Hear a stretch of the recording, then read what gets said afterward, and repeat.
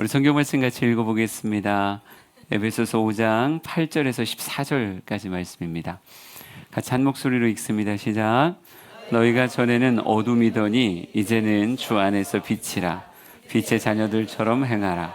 빛의 열매는 모든 착함과 의로움과 진실함에 있느니라. 주를 기쁘시게 할 것이 무엇인가 시험하여 보라. 너희는 열매 없는 어둠의 일에 참여하지 말고 도리어 책망하라. 그들이 은밀히 행하는 것들은 말하기도 부끄러운 것들이라. 그러나 책망을 받은 모든 것은 빛으로 말미암아 드러나나니 드러나는 것마다 빛이니라. 그러므로 이르시기를 잠자는 자여 깨어서 죽은 자들 가운데서 일어나라. 그리스도께서 너에게 비추이시리라 하셨느니라. 아멘. 오늘 설교는 이렇게 칠판 하나 있으면 조금 더 잘 써가면서 그럼 여러분도 집중이 더 잘 될 테고 정리가 되는 그런 기분을 느낄 텐데 칠판이 없어서 조금 아쉬워요. 여러분을 다 3층으로 데려가서 거기서 해볼까 그런 생각도 살짝 했었는데 뭔가 어색할 것 같아서 오늘 성경 말씀 14절 말씀 보면요 이렇게 쓰여져 있어요. 그러므로 이르시기를 잠자는 자여 깨어서 죽은 자들 가운데서 일어나라. 그리스도께서 너희에게 비추이시리라 하셨느니라. 이렇게 써 있습니다. 세 가지의 표현이 등장해요. 잠자는 자, 깨어서 죽은 자들 가운데서 일어나라. 그러니까 잠자는 자도 있고 일어난 자도 있고 어떤 자도 있는 거예요? 죽은 사람도 있는 거예요. 뭐 순서대로면 죽은 사람, 잠자는 사람, 깨어 일어난 사람, 이게 세 종류로 나눌 수 있다는 거죠. 모든 인생을 하나님은 뭐 예쁜 사람, 덜 예쁜 사람, 안 예쁜 사람 뭐 이렇게도 나눌 수 있겠지만 하나님 편에서 볼 때 죽은 자 같은 인생을 사는 사람이 있고 어떤 사람은 잠자는 것 같은 인생을 사는 사람이 있고 어떤 사람은 깨어 일어난 인생을 사는 사람이 있어요. 이건 분명히 영적인 상태에 관한 이야기입니다. 영적으로 죽은 자가 있고요. 영적으로 잠자는 자가 있고 영적으로 깨어 일어나 사역하는 그런 사람이 있다는 거죠.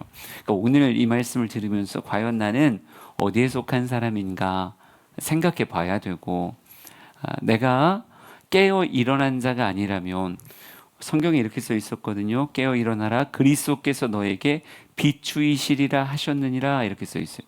이 말씀을 증거하는 것도 어떻게 보면 하나님의 빛을 비추시는 거예요. 여러분 잠 깰 때 어떻게 깨세요?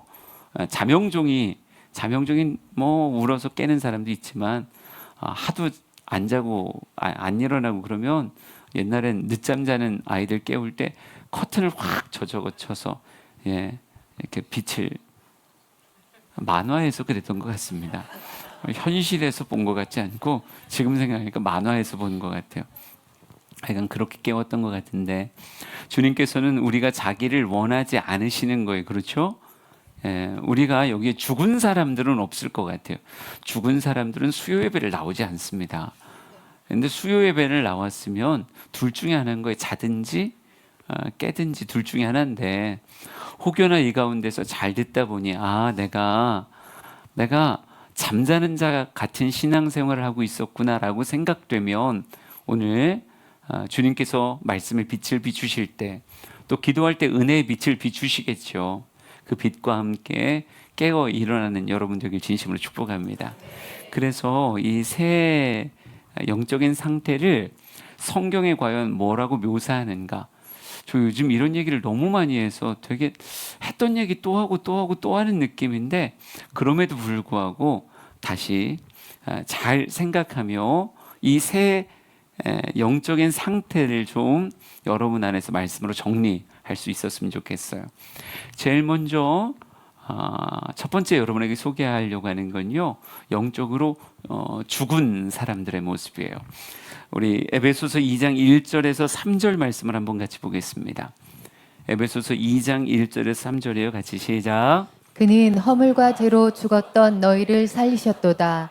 그때 너희는 그 가운데서 행하여 이 세상 풍조를 따르고 공중의 권세 잡은 자를 따랐으니 곧 지금 불순종의 아들들 가운데서 역사하는 영이라. 전에는 우리도 다 그 가운데서 우리 육체의 욕심을 따라 지내며 육체와 마음이 원하는 것을 하여 다른 이들과 같이 본질상 진노의 자녀이었더니. 아멘. 예, 죽은 자의 모습을 성경이 묘사하는데요. 우리 1절부터 다시 한번 말씀을 보면 이렇게 써 있어요. 그는 허물과 죄로 죽었던 너희를 살리셨도다. 그러니까 사람이 왜 죽는가 봤더니 무엇 때문에 죽는 거예요? 예, 죄로 인한 허물로 인해서 죽는 거예요. 이 죽었다라고 하는 것은 실제로 심장이 멈추었다는 이야기는 아니죠. 성경에 무슨 표현이 있어요? 너는 살았다 하나 죽은 자로다, 이런 표현이 있어요. 그러니까 살아 있는데 죽어 있어요. 그러니까 육체로는, 육체의 심장은 여전히 펄떡펄떡 뛰고 손발이 막 제각기 이렇게 움직이고 행동도 하고 별의별 거 다 하는 살아있는 모습인데, 그 살아있는 사람이 허물과 죄에 사로잡혀 있는 상태를 하나님 뭐라고 표현하냐면 너는 죽은 자다, 이렇게 표현해요. 죽은 자다. 왜요? 이 죽었다라고 하는 것은 어찌 보면 인간의 본래적인 모습을 잃어버렸다라고도 말할 수 있는데, 하나님은 인생을 만드실 때 다른 동식물들과는 다르게 인간에게 주신 특별함은 뭐냐면 하나님과 교제하고 교통하도록 인생을 만드셨다고요. 그러니까 인생이 진정 살아있다라고 말할 땐 누구와의 관계 안에 있을 때 살아있는 거냐면 지음받은 그대로 하나님과 사귐의 상태 안에 있을 때, 하나님과 교제하는 상태에 있을 때 그 사람을 살아있다라고 말하는 거고, 그 살아있는 그 모습이 어찌 보면 생명되게 하신 모습이다라고 말할 수 있어요. 예, 하나님의 영과 인간에게 주신 분유하신 영이 서로 교감할 때 인간의 영이 살아있게 되거든요. 그래서 성경에 생영, 산영 뭐 이런 표현들이 있는데, 영이 살다라고 하는 건 하나님과 온전한 관계 속에 있을 때의 사람에 대한 표현이에요. 그런데 허물과 죄라고 하는, 이 특별히 죄라고 하는 단어는 인간 안에 기생하면 누구와의 관계를 끊어내냐면 하나님과 인간 사이의 관계를 끊어내요. 그러니까 성경의 표현이 뭡니까? 오직 죄가 하나님과 인간 사이를 내었다, 이렇게 써 있어요. 그러니까 죄라고 하는 건 하나님과 인간 사이에 삐집고 들어가서 하나님과 인간 사이를 갈라낸다고요. 죄는 하나님과 인간 사이를 갈라내요. 그러면 하나님과 분리된 인생에게 있는 영은 어떤 영이 되냐면 죽은 영이 돼요. 생영, 산 영이 아니라 죽은 영이 되고, 그런 사람을 통해 성경은 성경은 뭐라고 말하는가? 너는 살아있다 하지만 넌 실제로는 죽은 자다. 살았다 하나 죽은 자다, 이렇게 말한다고요. 근데 우리가 우리의 모습을 잘 알듯이 우리가 예수 믿기 전엔 우리도 어떤 사람이었는가? 예, 살았다 하나 죽은 자로서 허물과 죄로 죽었던 우리였다고요. 그러니까 지금 하나님을 없다 하며 하나님과의 관계가 끊어진 모든 세상 사람들은, 그들이 부자든 연예인이든 인기가 많든 뭐 어느 집에 살든 아무 상관없이 성경의 통칭은 뭐냐면 그들은 다 뭐다? 죽은 자다, 이렇게 말해요. 네, 죽은 자다. 우리 성경 다시 보여드릴게요. 1절 2절 보면 이렇게 써 있어요. 허물과 죄로 죽었던 너희를 살리셨다, 이렇게 말하는데, 허물과 죄로 죽었던의 그 모습을 2절이 표현합니다. 그때라고 써 있어요. 우리도 죽었던 때는 어떻게 살았는가? 그 가운데서 행하여 이 세상 풍조를 따르고 공중 권세 잡은 자를 따랐으니 곧 지금 불순종의 아들들 가운데서 역사하는 영이다, 이렇게 써 있어요. 그러니까 죽은 자가 무언가를 쫓고 따라간다고요. 하나님을 잃어버린 자, 하나님과의 관계가 끊어진 자는 너무 자연스럽게 또 다른 종속될 존재를 찾는데, 그걸 성경은 이렇게 표현합니다. 공중권세 잡은 자라고 써 있어요. 공중권세 잡은 자를 따랐다, 이렇게 말해요. 근데 이것과 동의어로 다시 2절 보여드리면 이렇게 써 있습니다. 이 세상의 풍조를 따르고 공중권세 잡은 자를 따랐다. 이 세상의 풍조라고 하는 단어를 늘 제가 이렇게 표현하잖아요. 대중문화라고. 예. 이 대중문화를 따라가요. 그러니까 우리도 예수 믿기 전엔 말씀을 앞세우고 산 사람들이 아니라 우리의 삶을 이끌어가는 건 뭐였어요? 대중문화였어요. 그러니까 대중문화라고 하는 것 안에서 무엇을 가지고 살았는가? 원함을 가지고 인생을 살았죠. 3절을 보여드릴게요. 3절 보면 이렇게 써 있습니다. 전에는 우리도 다 그 가운데서 우리 육체의 욕심을 따라 지내며 육체와 마음에 원하는 것을 하여 다른 이들과 같이 본질상 진노의 자녀였다 이렇게 써 있는데 잘 보세요. 우리 육체의 욕심을 따라 지내며 육체와 마음에 원하는 것을 하였다 이렇게 써 있어요. 근데 우리는 이렇게 생각해요. 난 대중문화를 따라간 적이 없는데, 나는 공중권세 잡은 자 사단을 따라간 적이 없는데 라고 말하지만 성경 말한다고요. 우리를 실제로 끌어갔던 건 뭐냐? 육체 욕심이에요. 육체 욕심. 육체 안에 생겨진 욕심을 따라갔는데 이 육체와 마음에 원하는 것을 만들어준 존재가 있다는 거예요. 육체와 마음에 원하는 것을 만든 존재가 뭔가 다른 게 아니라 우리 눈에 보여주고 우리의 귀에 들려주고 우리의 사회를 싸고 있는 대중문화가 우리 안에 원하는 것을 만들어주는 거예요. 이걸 인정 못하면 홈쇼핑을 보세요. 그러니까 홈쇼핑을 여러분이 아무 생각 없이 거실에 앉아가지고 리모컨을 틀다가 홈쇼핑을 딱 틀었어. 거기서 뭐 쇼호스트가 막 얘기하겠죠. 39,900원에 이것도 주고 저것도 주고 이것도 주고 이런 걸 주는데 이게 얼마나 좋은 건지 때려도 괜찮고 뭐 해도 괜찮고 숟가락으로 긁어도 되고 별의별 얘기를 다 해요. 별의별 얘기를 다 하는 순간 희한하게 내 주방이 생각나고 왠지 나도 저거 하나는 있어야 교양 있는 여자요. 이 땅을 삶을 살아갈 수 있는 지혜롭고 현숙한 여인이 되지 않을까 하는 생각이 밀려 들어온단 말이에요. 그러면서 뭐라고 생각하는 거예요? 어머, 나에겐 저거 꼭 필요했던 거야. 아, 맞아. 나 저거 필요했었어. 어머, 저 옷 입으면 내 옷 맵시가 달라질 것 같아. 내가 원래 66인데 44처럼 보일 것 같은 막 그런 어마어마한 상상이 막 밀려 들어오는 거예요. 아, 저 옷만 입으면 되겠구나. 아, 저거면 나의 모든 신체적 사이즈를 커버할 수 있어. 뭐 이런 생각이 막, 나에게 저거 너무 필요한 거지. 그러면 뭐라고 표현되는 거예요? 어머, 저건 사야 해. 이렇게 되는 거죠. 근데 어머, 저건 사야 해 라고 하는 게 이게 애초부터 내 안에 있었던 건가? 그렇지 않아요. 여러분은 아무 생각도 없었다고요. 여러분은 그 옷에 대한 아무 생각도 없었고 그 주방기구에 대한 아무 생각도 없었어요. 그런데 우리 눈앞을 참 현란하게 화면을 바꾸고 그들의 말과 그들의 표정과 그들의 모습을 자꾸 보여주니까 뭐가 생겼어요?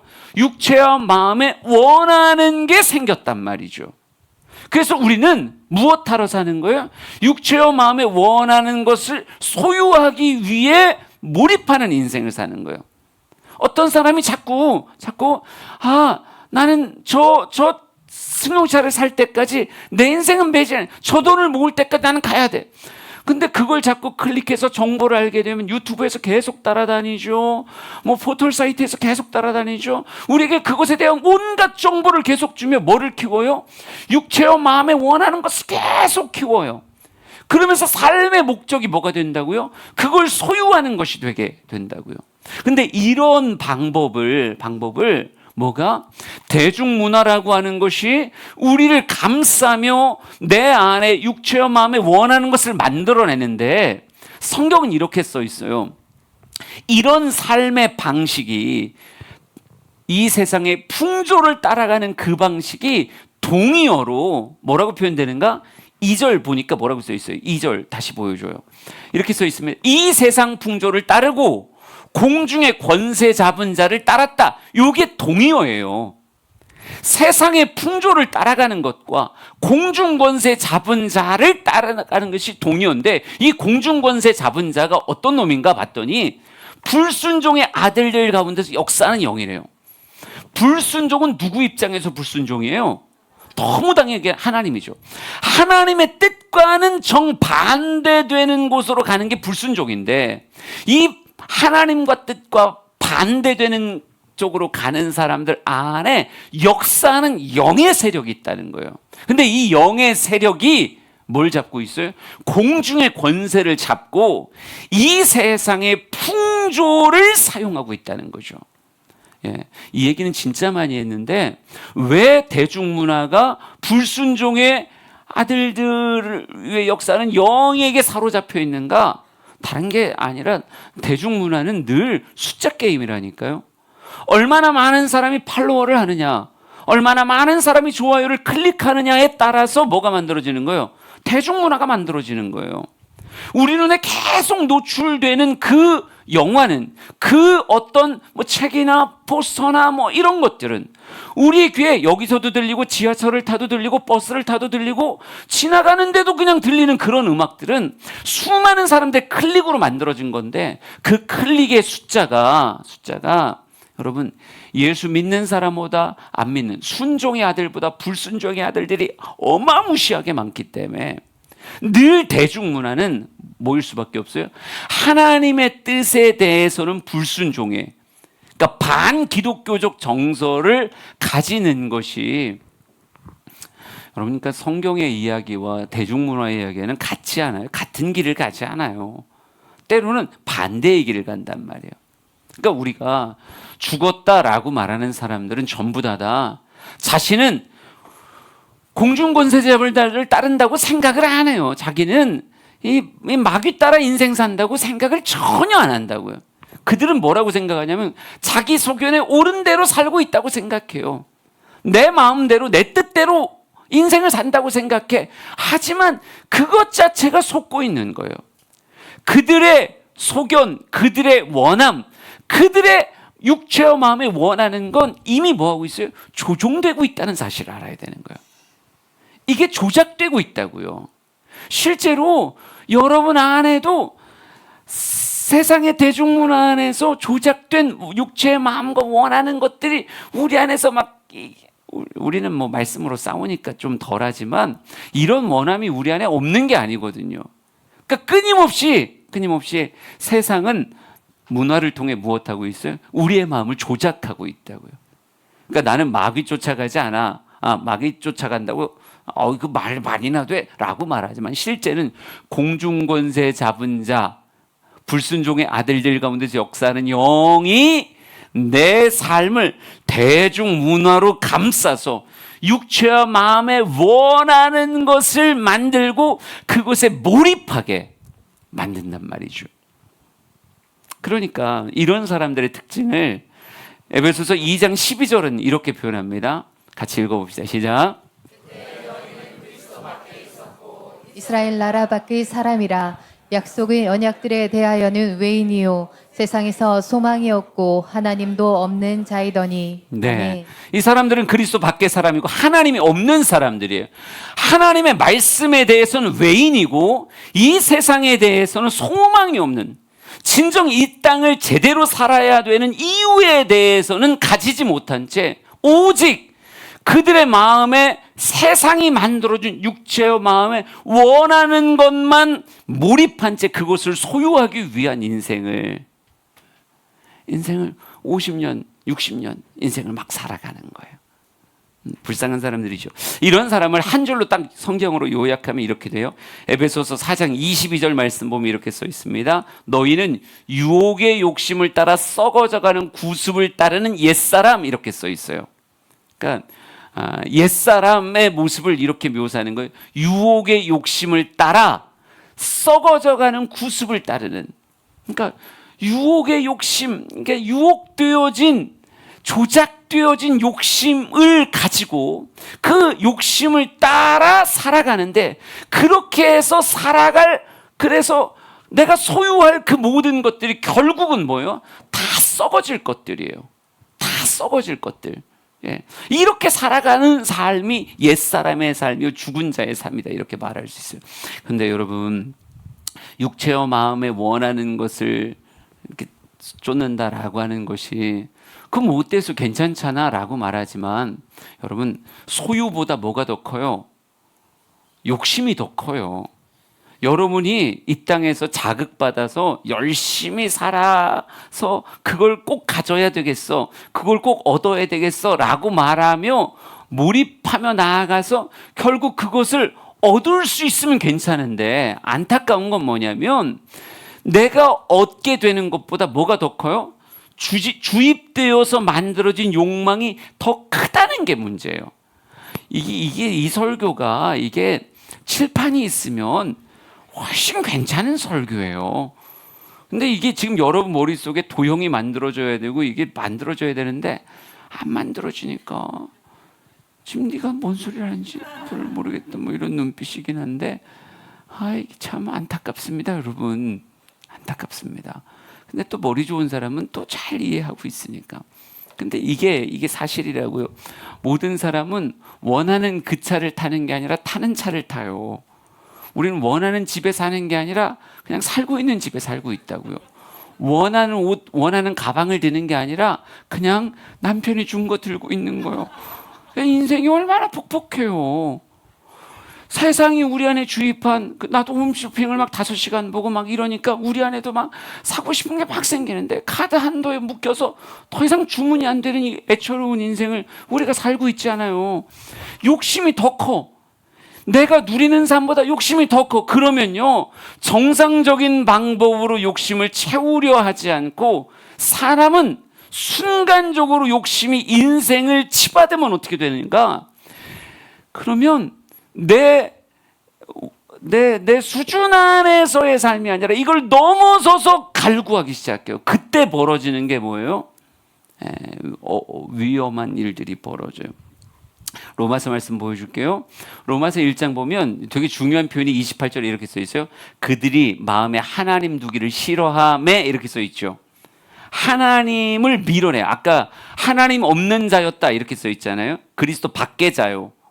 그리스도에 대해서 외인이다 이렇게 써 있는데, 하나님을 내 마음에서 밀어내고 하나님도 그의 삶에 손길이 뻗어지지 않은 상태로 살게 되면 인생 가운데 욕심이 인생을 자극하면 어떤 일이 벌어지는가? 우리 마음이 폭주하면, 마음이 폭주하잖아요. 육체와 마음에 원하는 것이 폭주하면 합당하지 못한 일을 하게 돼요. 합당할 수 없는 일. 29절부터는 여러분이 한번 읽어보세요.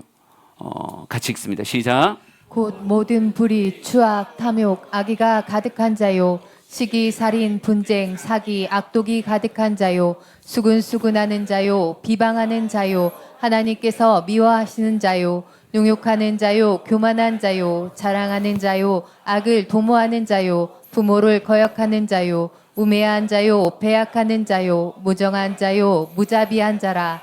그들이 이 같은 일을 행하는 자는 사형에 해당한다고 하나님께서 정하심을 알고도 자기들만 행할 뿐 아니라 또한 그런 일을 행하는 자들을 옳다 하느니라. 아멘. 그러니까 평상시 때는 그래도 인간의 이성이 또 이 땅에 나름의 이 땅에 가지고 있는 문화가 뭐를 누르냐면 육체와 마음에 원하는 것을 하고자 하는 것을 그래도 그 삶의 분수로 눌러요. 그런데 마귀가 우리의 삶에 장난질을 치다가 어느 순간 내 삶을 폭주시키면 육체와 마음에 원하는 것을 합당하지 않은 일까지 해가면서 원하도록 폭주를 시키면 어떤 일이 벌어지는가? 우리가 방금 읽었던 수많은 단어들 있잖아요. 불의, 추악, 탐욕, 악의가 가득한 자, 시기, 살인, 분쟁, 사기, 악독, 수근수근함, 비방, 능욕, 교만, 자랑, 악을 도모하는 자, 부모를 거역하는 자, 우매한 자, 배약한 자, 무정한 자, 무자비한 자라고 하는 이 수많은 이야기들이 겉보기는 멀쩡한 사람의 삶에 뭐 할 수 있다고요? 붙을 수 있다고요. 그 사람의 일기에 쓰여질 수 있다고요. 여러분, 보통 사람은 살인, 간음, 비방, 수근수근함, 이런 것들, 난 그런 얘기 듣기만 해도 싫어요. 막 이렇게 말하지만, 당연하죠. 평상시엔 그런 삶이 자신의 삶에 벌어질 거라고 생각하지 않아요. 그건 다 나랑 상관없는 타인의 삶에서만 벌어질 일이라고 생각해요. 그러나 우리의 삶이 제멋대로 살도록 어느 순간 욕심과 욕망이 나를 사로잡아 폭주하기 시작하면요, 여러분, 얼마든지 우리의 인생에 쓰여질 수 있어요. 방금 로마서 1장에서 말하고 있는 이 사형에 해당한 자라고 말하는 이 수많은 이야기들이 얼마든지 죽은 자들의 삶에, 그가 의사든 그가 변호사든 그가 경찰이든 그가 선생님이든 그가 뭐 어떤 직업을 가졌든 아무 상관이 없어요. 어느 순간 육체와 마음에 원하는 것을 하겠다라고 하는 것 안에서 그것에 몰입되어 폭주하면 얼마든지, 그러니까 죽은 자는 위험한 거예요. 지금은 멀쩡해 보이지만 언제 어느 순간 폭발할지 모르는 거예요. 그러니까 우리 안에 언제나 우리를 안전하게 거하게 하는 이는 하나님이시거든요. 그러니까 하나님이 인생을 감싸고 있을 때, 하나님이 인생을 감싸고 있을 때 인생은 안전한 거지, 하나님의 은혜가 거치고 하나님이 그의 인생을 내버려 두기 시작하면 그의 삶은 얼마든지 어느 순간 어떤 상황에서 폭발할지 모른다고요. 그러니까 죽은 자로 살아가는 거, 그 위험한 거예요. 우리는 예수 믿으려면 믿어. 예수 믿으면 좋은데 왜 그래? 교회 다니면 좋겠다. 예수 믿었으면 좋겠어. 우린 요 정도 얘기하려고 해요, 자꾸. 그러면서 우리는 강요하지 않아. 이게 나의 인격이야. 이렇게 생각해요. 그런데 여러분, 꼭 그렇지 않다니까요. 예수 믿는다, 예수 믿지 않는다. 예수 믿지 않는다는 건요, 생각보다 굉장히 위험한 일이에요. 어느 순간, 지금 너무 멀쩡해 보이지만 어느 순간 그의 인생이 육체와 마음에 원하는 것 안에서 폭주하여 합당하지 않은 일을 갈망하기 시작하면 얼마든지 그의 인생에 음란이 쓰여질 수 있고, 얼마든지 그의 인생에 사기가 쓰여질 수 있고, 폭력이 쓰여질 수 있고, 정말 온갖 더러운 일들이 그의 외모와 그의 교육의 정도와 그의 재산의 정도와 그의 사회적 지위와 아무 상관없이 얼마든지 쓰여질 수 있다고요. 그러니까 우리가 예수 믿게 된 건 되게 감사한 거예요. 우리 잘못하면 우리의 인생을 우리는 다 자기가 잘 살 거라고 생각하지만, 여러분, 합당하지 않은 일을 하고자 하는 강렬한 욕망이 인생에 찾아 들어올 때 인생은 이게 활화산이에요. 어느 순간 터질지 모르는 인생.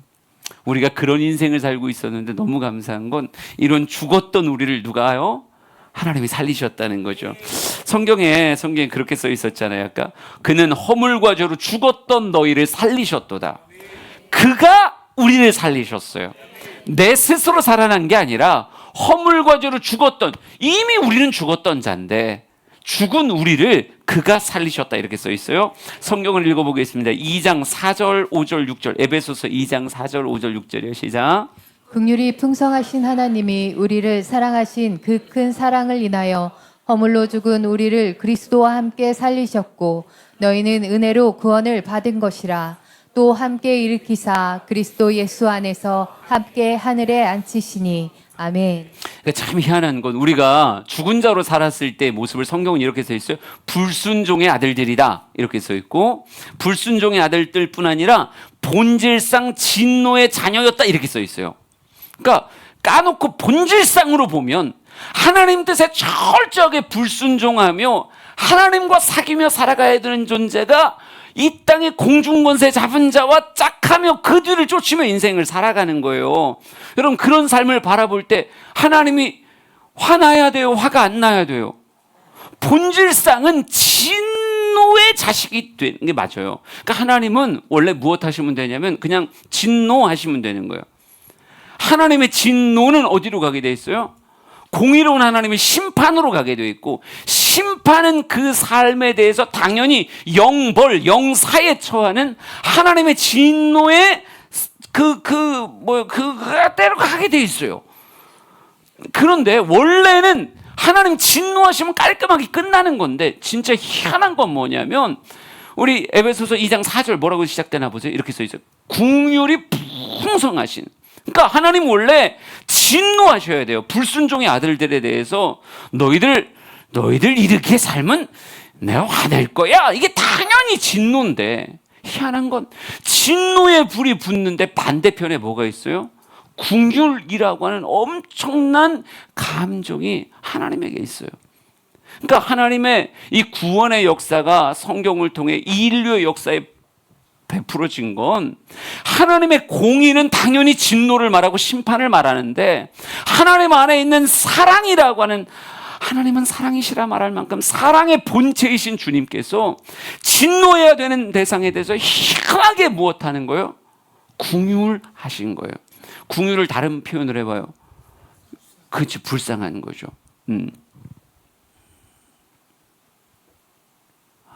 생각이 안 나네. 유선영 집사님 아들내미 이름이 뭐였죠? 하율이. 그렇지. 하율이가 지금은 다 컸겠지만 마트 가가지고 애가 뒤집어졌어. 저 마침가 사달라고. 그러니까 여러분, 동네 사람들 다 창피하게 막, 하율이 엄마, 어쩜 좋아, 이러면 안 되는데, 막 하율이를 바라보면서 막, 그러니까 얼굴이 새빨개지고, 이놈 새끼 그냥 죽여버릴까, 막 이런 생각 들고, 막 그러니까 막 그러려고 그러는데, 아니 애가 침 흘리고 눈물 흘리면서 막 사줘 막 이러는 그 모습이 마음 한켠에 화도 나는데, 마음 한켠에 뭐가 있는 거예요? 그냥 엄마가 안 사주고 싶어서 그러니, 아빠가 돈을 요만큼 벌어와서 그러잖아. 아빠가 누군지 내가 모르고 얘기하는 얘기. 그러니까 그냥 애 원함에 대한 희한한 불쌍함. 그래서 애를 안고 울었다는 거 아니야. 마트 안에서 애를, 하율아 엄마가 잘못했다, 엄마가 미안하다, 그리고 막 긍휼. 이게 바로 긍휼이에요. 예? 이 긍휼이 풍성하신 하나님께서 우리를 향한 뭐를 위해서? 그 큰 사랑으로 인해서 이 긍휼을 발동시킨 게 뭐냐면, 마땅히 진노해야 하는 대상에 대해서 불쌍히 여기며 긍휼히 여기는 마음을 발동시킨 그 근원을 사절은 뭐라고 표현하고 있어요? 봐봐요. 뭐라고 써있나? 우리를 사랑하신 큰 사랑. 큰 사랑 아니면 이게 해석이 안 돼요. 어마어마한 큰 사랑이 마땅히 진노받고 마땅히 심판받아야 되는 인간을 향해 하나님은 긍휼을 표현하기를 원하셨다고. 그래서 5절은 이렇게 써 있어요. 허물로 죽은 우리를, 보이세요? 그리스도와 함께 살리셨고, 허물로 죽은 우리를 그리스도와 함께 살리셨고, 또 함께 일으키사 그리스도 예수 안에서 하늘에 앉히셨다, 이렇게 써 있는데, 그 큰 사랑의 실체가 5절이에요.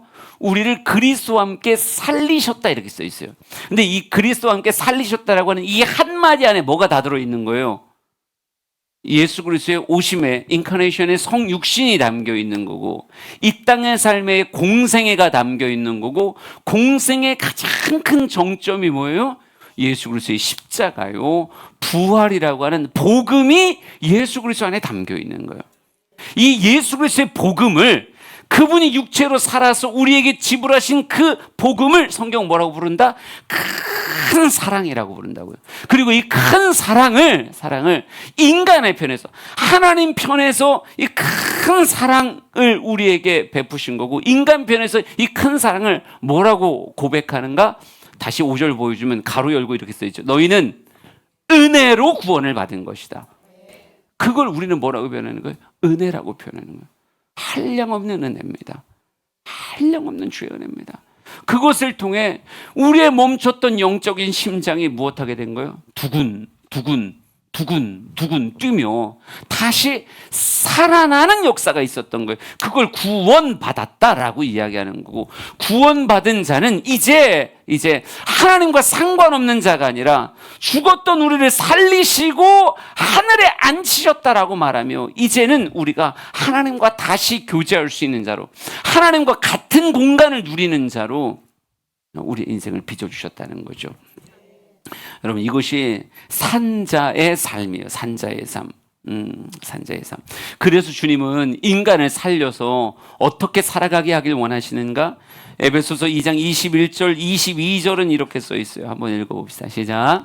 그 안에서 건물마다 서로 연결하여 주 안에서 성전이 되어가고 너희도 성령 안에서 하나님이 거하실 처소가 되기 위하여 그리스도 예수 안에서 함께 지어져 가느니라. 아멘. 그러니까 주님께서는 우리를 살리시고 살리신 인생을 무엇을 만들길 원하는가?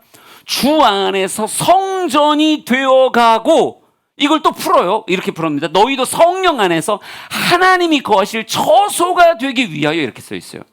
그러니까 하나님이 떠났던 인생을 하나님이 살리신 이유는, 은혜로 구원하신 이유는 그 인생을 무엇으로 삼길 원하는 거예요?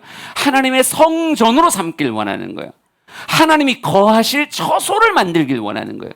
그러니까 떠나셨던 하나님이 인생 가운데 예수 그리스도의 보혈로 찾아오셔서 우리의 마음에 좌정하사 우리의 삶을 하나님의 성전으로 만들기를, 그래서 하나님과 함께 하는 인생 되는 것이 우리를 구원하신 목적, 목표라고 말할 수 있어요. 그러니까 이 땅의 삶을 잘 사는 건 어떻게 사는 거예요? 하나님을 모신 성전으로 이 땅의 삶을 사는 거예요. 하나님과의 교제를 가장 우선시하며, 여러분, 성전은 평수가 중요한 게 아니에요. 성전은 뭐가 중요한 거예요? 하나님의 임재가 있는 게 중요한 거예요. 하나님의 임재를 누리는 게 성전은 중요한 거예요. 그러니까 모든 그리스도인의 삶은 더 이상 세상의 대중문화에서 만든 육체와 마음에 원하는 것을 쫓는 삶이 되면 안 돼요. 이건 옛사람의 습관에 아직 사로잡혀 있는 거예요. 이건 원래 옛사람은 벗어버려야 되는 거거든요. 그러니까 우리 그리스도인의 삶은 무엇을 먹을까, 무엇을 마실까, 무엇을 입을까, 내 육체와 마음에 원하는 것을 언제쯤 하게 될까, 이걸로 인생 사는 게 아니라 무엇으로 살아가는 거예요?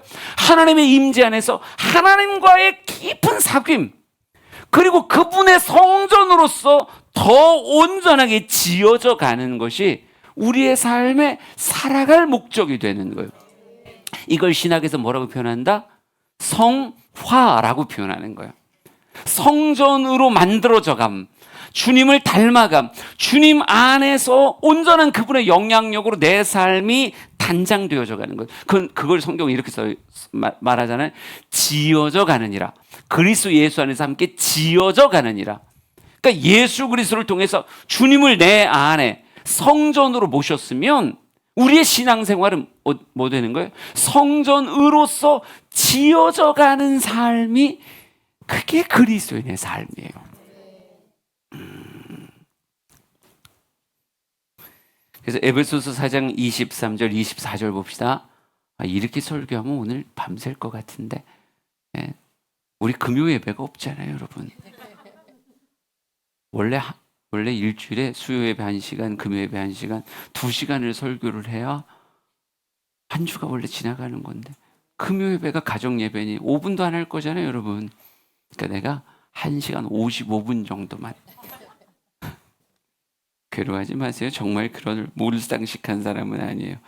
4장 23절 24절 읽어봅시다. 시작. 오직 너희 심령이 새롭게 되어 하나님을 따라 의와 진리 거룩함으로 지으심을 받은 새 사람을 입으라. 아멘. 그러니까 이제는 대중문화가 입히는 옷이 아니라 우리가 무슨 옷을 입고 살아야 되냐? 하나님을 따라, 하나님이 의와 진리와 거룩함으로 하나님께서 우리에게 입히시길 원하시는 새 사람으로 입고 살아가는 거예요. 여러분, 성전은 인간의 아이디어로 지어져 가는 게 아니라 무엇으로 지어져 가는 거예요? 하나님의 말씀에, 하나님의 뜻에 따라 성전을 지어져 가는 거예요. 그러니까 동문이 왜 청홍자백의 색실로 이렇게 만드느냐? 이제 그것도 생각 안 나네.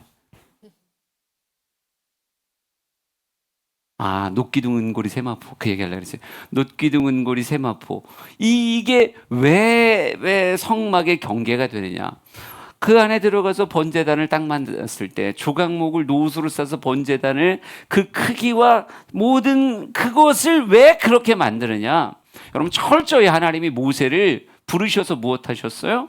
성막의 설계도를 다, 하나님이 원하는 성전은 이런 크기, 이런 재질, 이런 모양으로 이렇게 만들어 요곳에 배치해라 라고 하는 것이 성막이에요. 우리 한 사람 한 사람이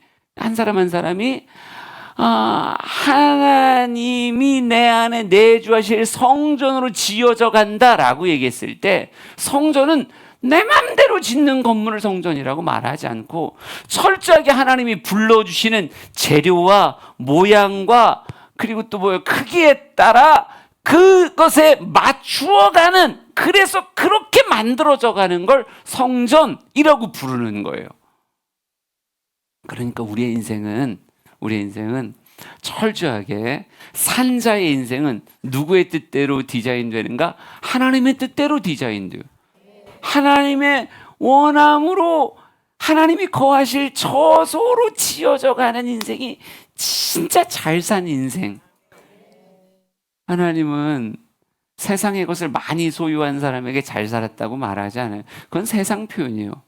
그 사람을 잘 사는 사람이라고 부르는 건 세상 표현이고, 하나님 볼 땐 하나님의 처소로서는 하나 지어지지 않고 그저 세상의 육체와 마음에 원하는 것만 산더미같이 쌓아놓고 살아갔던 삶은 악하고 게으른 종이라고 부르셔요. 하나님이 착하고 충성되다라고 말하는 건 말씀 그대로, 출애굽 후반부같이 말씀 그대로 성막을 만들어가는 삶을 하나님은 야, 착하다, 넌 충성된 삶이다, 이렇게 말씀하시는 거예요. 우리 여러분의 신앙생활이 하나님의 뜻이 우리의 삶에서 그대로 이루어져가는, 하나님의 원함대로 우리가 성전으로 지어져가는 인생 되길 진심으로 축복합니다. 그래서 에베소서 5장 8절, 9절, 10절 한 번만 더 읽어보죠. 시작. 이제는 주 안에서 빛이라. 빛이 자녀들처럼 행하라. 빛의 열매는 모든 착함과 의로움과 진실함에 있느니라. 주를 기쁘시게 할 것이 무엇인가 시험하여 보라. 아멘. 네, 아멘.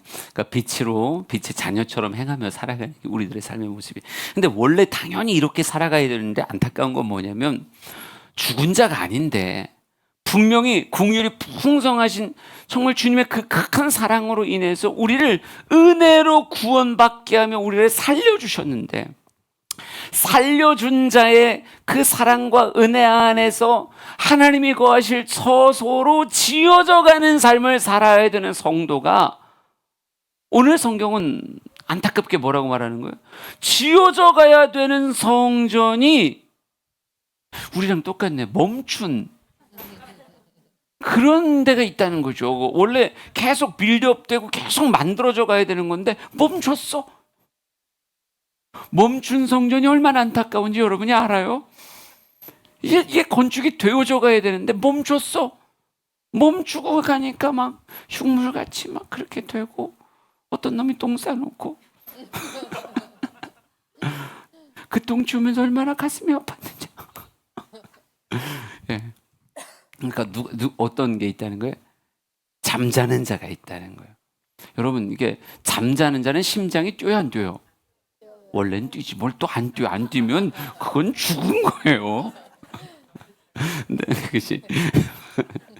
잠자는 사람은 심장은 뛰는데, 심장 뛴다는 걸 우리가 인식하지 않고 자는 사람을 바라보면 산 사람에 가까워요, 죽은 사람에 가까워요? 죽은 사람에 가깝죠. 어떨 땐 너무 고나게 자고 있으면 코끝에다 손대보고 싶지 않아요? 이거 살았나? 이거 죽었나? 숨을 쉬나 안 쉬나? 막 이런 생각 들게끔. 참 희한한 건, 잠자는 자라고 말하면 분명히 그에게 영적인 생명이 주어진 자임에도 불구하고 살아있음으로 살아가는 사람이기보단 겉모습과 행태는 뭐와 흡사하냐면 죽은 자와 흡사해요. 죽은 자와 흡사해요. 그래서 이 죽은 자와 흡사한 잠자는 자를 성경은 이렇게 말합니다. 에베소서 4장 17절부터 20절까지 볼 거예요. 같이 읽어봅시다. 시작. 그러므로 내가 이것을 말하며 주 안에서 증언하노니 이제부터 너희는 이방인이 그 마음에 허망한 것으로 행함같이 행하지 말라. 그들이 총명이 어두워지고 그들 가운데 있는 무지함과 그들의 마음이 굳어짐으로 말미암아 하나님이 생명에서 떠나 있도다. 그들이 감각 없는 자가 되어 자신을 방탕에 방임하여 모든 더러운 것을 욕심으로 행하되 오직 너희는 그리스도를 그같이 배우지 아니하였느니라. 아멘. 그러니까 이 말씀, 에베소서의 이 말씀을 선포하는 건 그들이 죽은 자이기 때문에 이 말씀을 선포하는 게 아니에요. 바울의 마음의 안타까움은 뭐냐면 산자인데 죽은 자와 같이 잠자는 자들이 있단 말이에요. 그래서 성경을 한번 다시 읽어볼게요. 17절부터 말씀을 보면 이렇게 써 있습니다. 띄워주세요. 그러므로 내가 이것을 말하며 주 안에서 증언한다.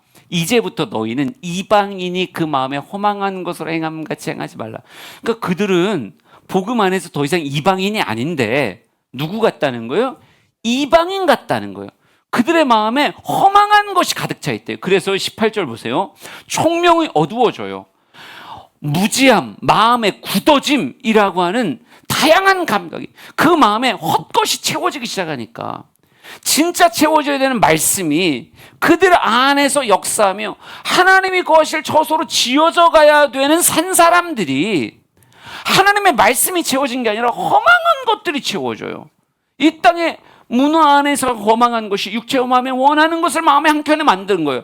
만들었더니 이걸 자꾸 키워가니까 뭐가 어두워져요? 하나님께로부터 오는 총명이 어두워지고 하나님의 총명이 어두워지니까 지혜의 근본은 하나님이시고 하나님이 지혜와 명철을 인간에게 허락하시는데 하나님의 말씀이 사라지는 거예요. 하나님의 은혜의 빛이 사라지니 총명이 어두워지니까 뭐가 돼요?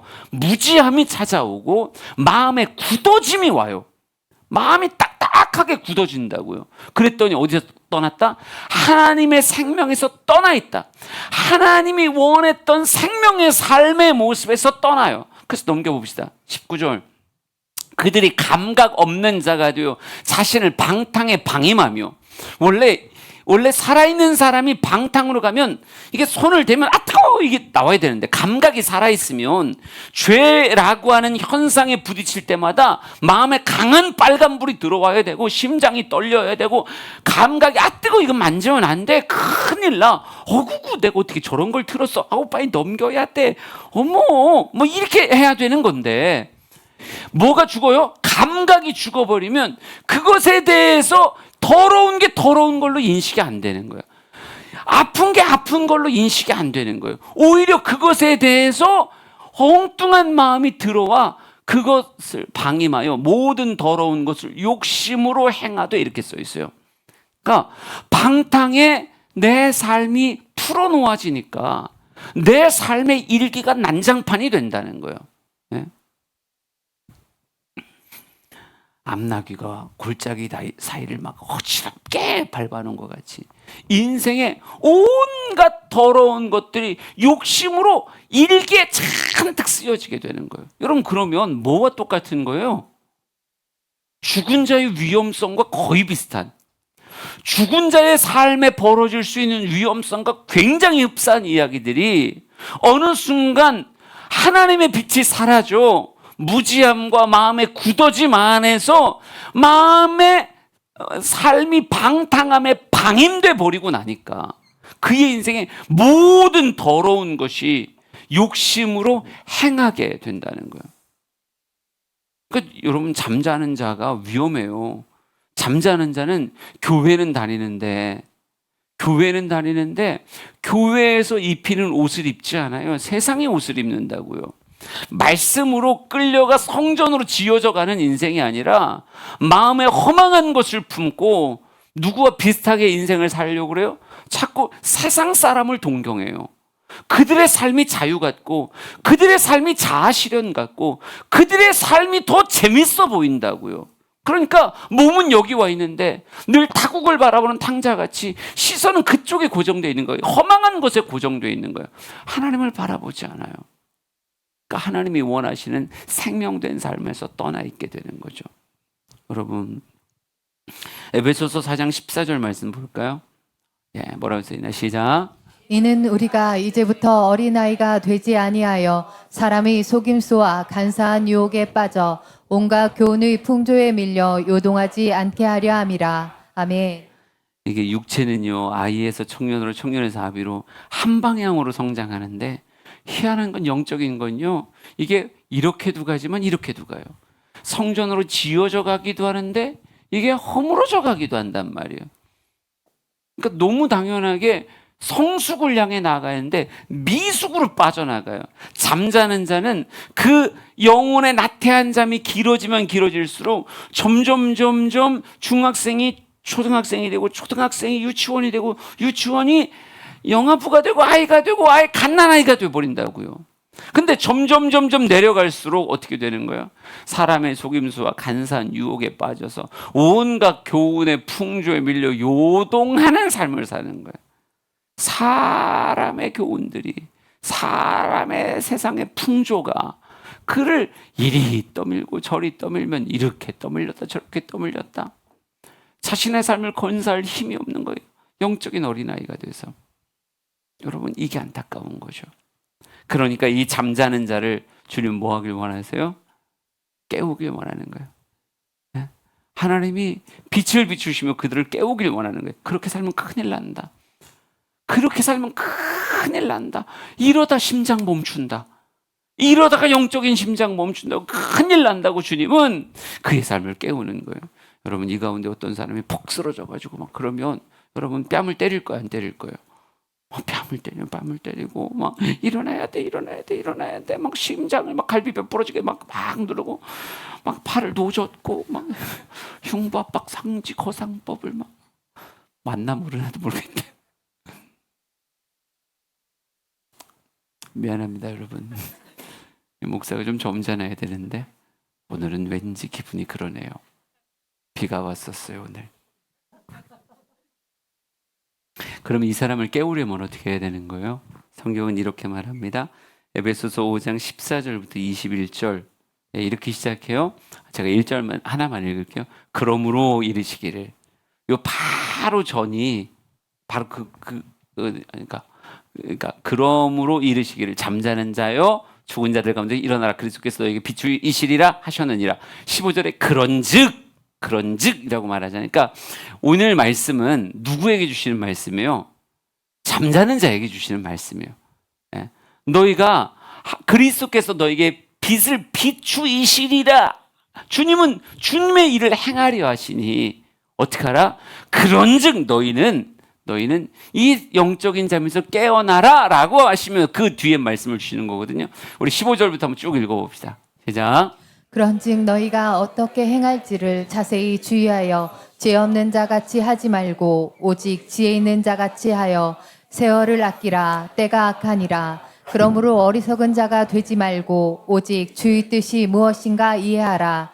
술 취하지 말라. 이는 방탕한 것이니 오직 성령으로 충만함을 받으라. 시와 찬송과 신령한 노래들로 서로 화답하며 너희 마음으로 주께 노래하며 찬송하며 범사에 우리 주 예수 그리스도의 이름으로 항상 아버지 하나님께 감사하며 그리스도를 경외함으로 피차 복종하라. 아멘.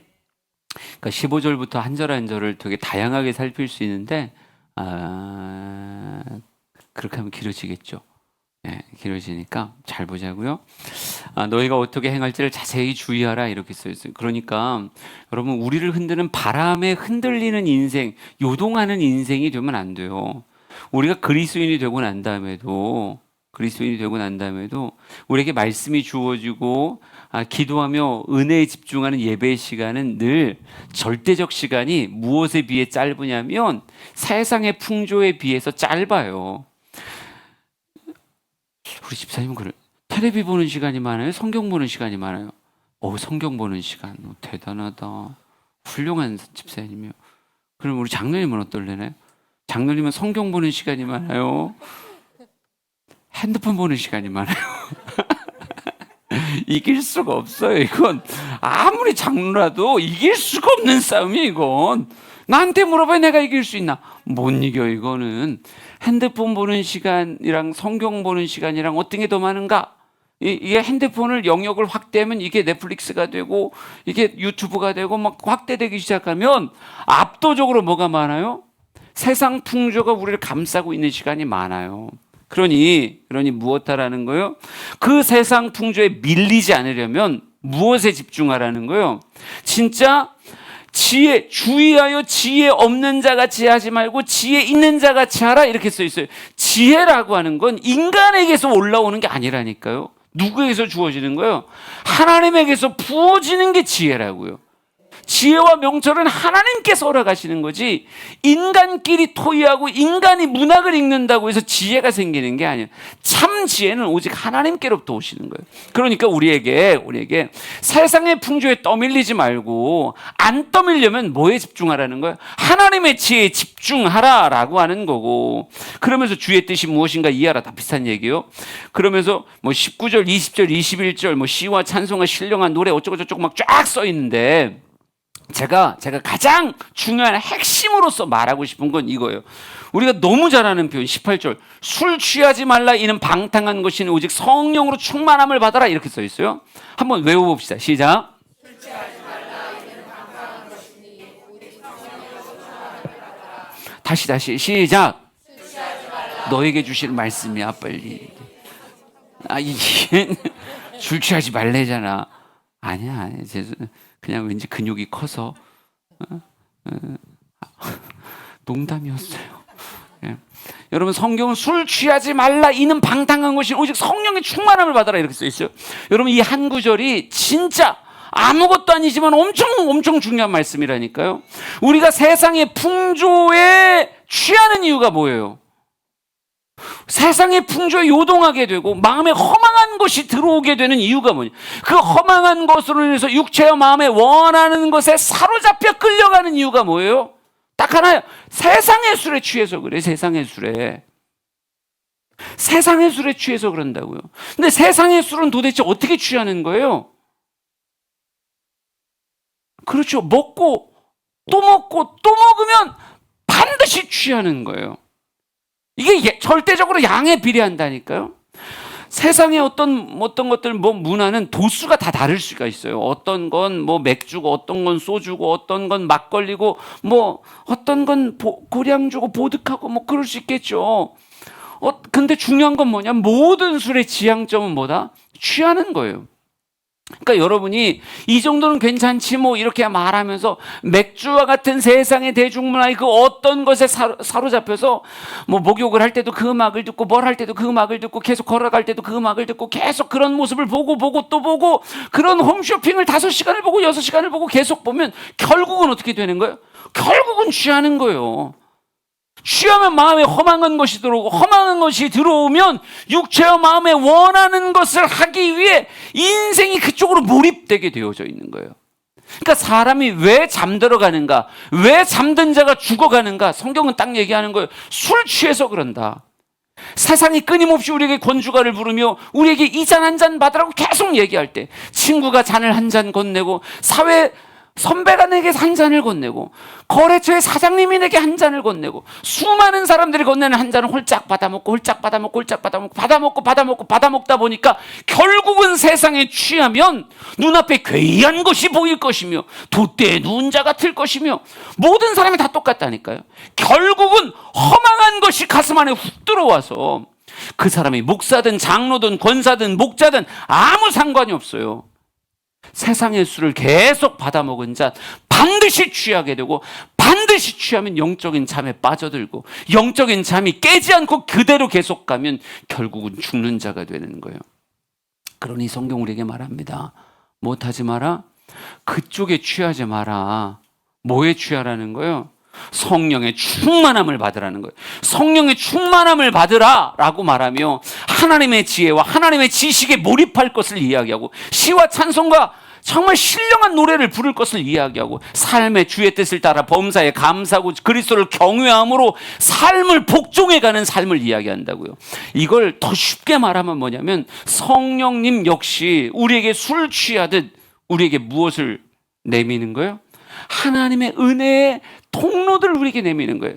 말씀의 통로를, 찬양의 통로를, 성도들과의 교제의 통로를, 우리 안에서의 그리스도의 문화의 잔을 하나님은 성령의 잔에 담아 우리에게 주시는 거예요. 그러니까 우리가 해야 될 일이 뭐냐면요, 세상의 술에 대해서는 정말 내 삶에 집어넣지 않기 위해서 이걸 입술만 대고 넣든지 어쩌고 하든지 막 이렇게 하시고, 무엇에 대해서는 하나님이 내게 주시는 성령의 잔에 대해서는 말씀의 잔을 주시면 말씀의 잔을 아멘 하고 받아 마시고, 찬양의 잔을 주시면 찬양의 잔을 아멘 하고 받아주시고, 이것이 막 이거저거 믹스돼갖고 아름다워. 이거 뭐 섞인 술을 뭐라고 불러요?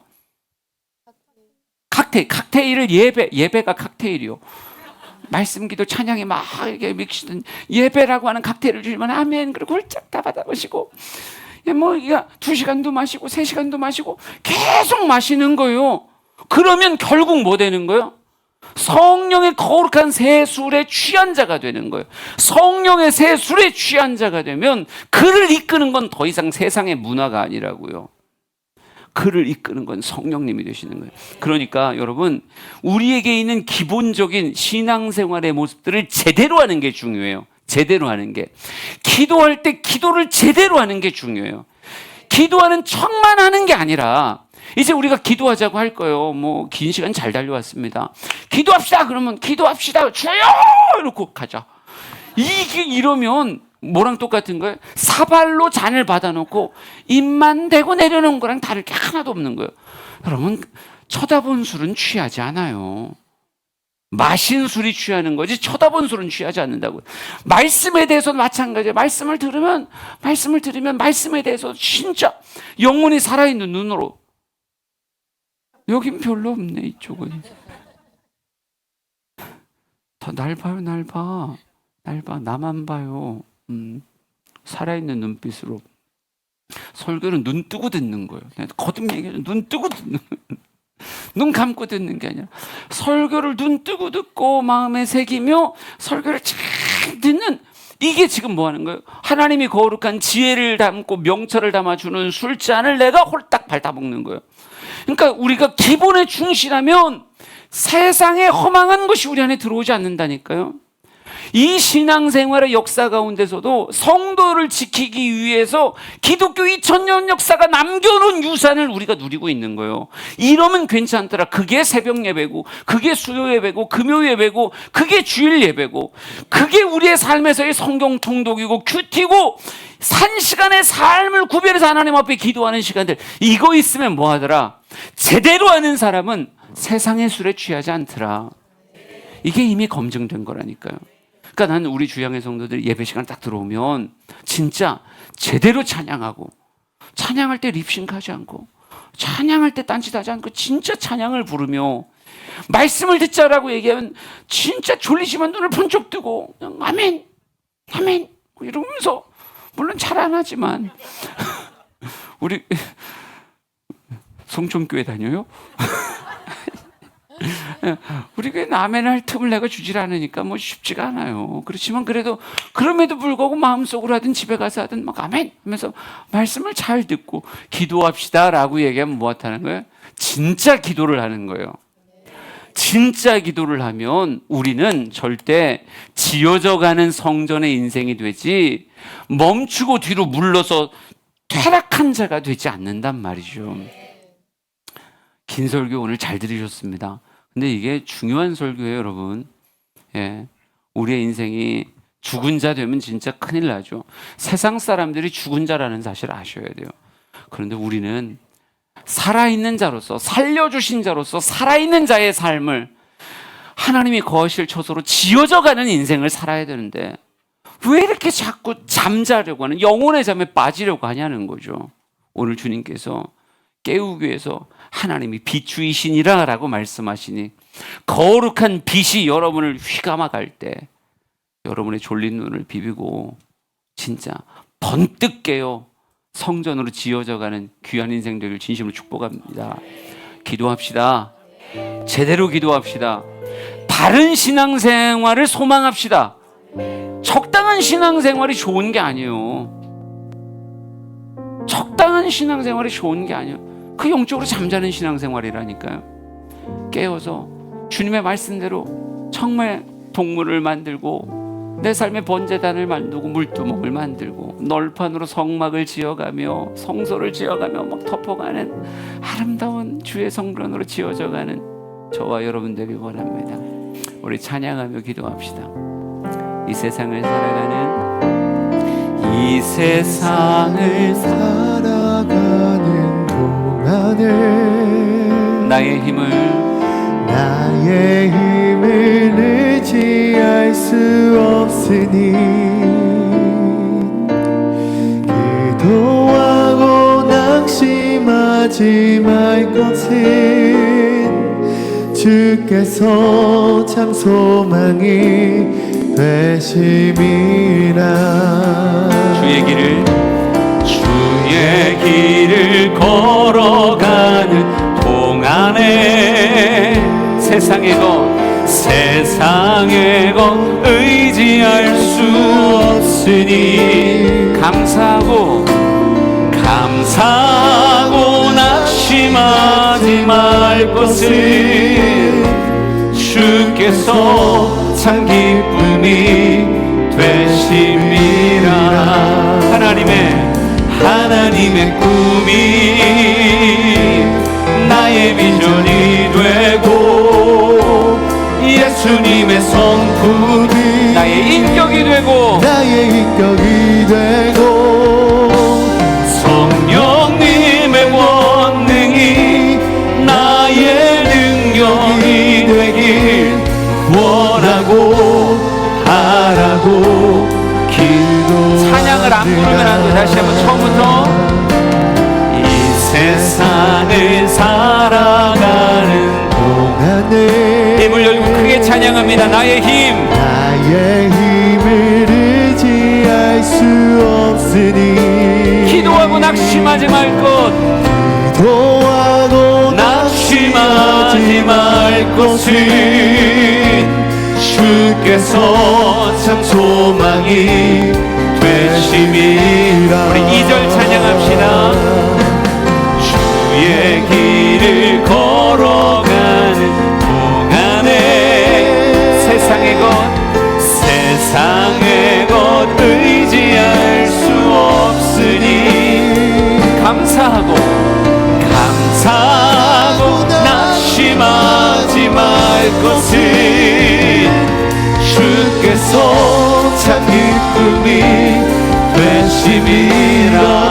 하나님의 꿈이 아멘.